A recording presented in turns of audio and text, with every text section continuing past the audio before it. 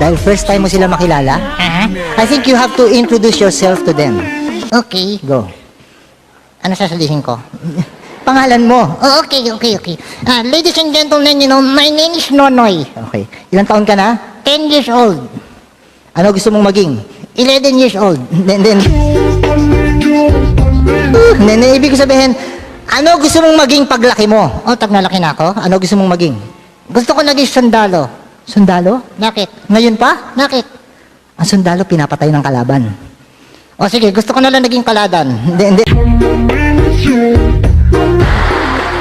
Hindi, no. Ibig sabihin, I think you have to think of other career naman eh. Halimbawa. Halimbawa, pag malaki ka na, pwede kang maging magsasaka. Ha? Ako nagsasaka? Bakit? Ayoko maging nagsasaka, ayoko. Uy, huwag mong gaganyanin na magsasaka ha. Bakit? Importante sa buhay natin na magsasaka. Bakit to? Alam mo ba yung kinakain mong kanin? Galing sa pawis nila yon. Yak! Hindi. Ang ibig sabihin, pinaghihirapan nila yun. Talaga? Ay, naku, Noy, alam mo, sinama kita rito dahil wala nang pasok. Pero hindi ko gusto yung ginawa mo sa klase natin, ha? Bakit, teacher? Nakita mo ba yung mga report card mo? Nakita ko. Puro bagsak. Ha? Naku, pinakita mo ba sa nanay mo? Siyempre. Meron nga siya sinabi sa akin eh.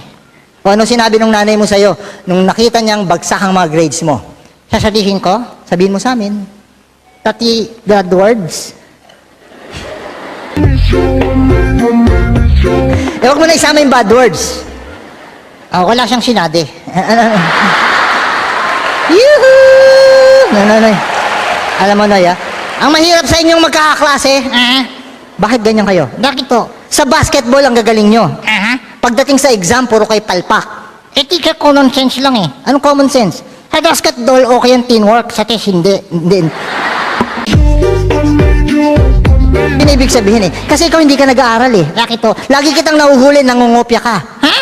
Yung katabi mo, kinokopyahan mo. Anong masama doon? Hindi masama ron ha. Pero alam nyo kakaiba rito kay Nonoy? Bakit? Ang kinokopyahan niya, yung pang pinakabobo sa klase namin. Eh, teacher, okay lang na strategy ako eh. Ano yung strategy mo? Pag sinulat niya true, susulat ko false.